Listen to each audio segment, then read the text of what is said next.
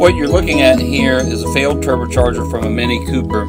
This normally happens due to oil deprivation. The bearing fails and then the fan inside the turbo scrubs against the housing.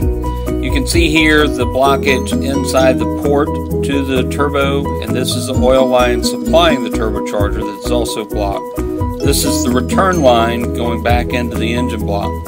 This is caused by sludge because of the oil service interval being too long. We recommend changing that to 7,500 miles. Be good to your Mini.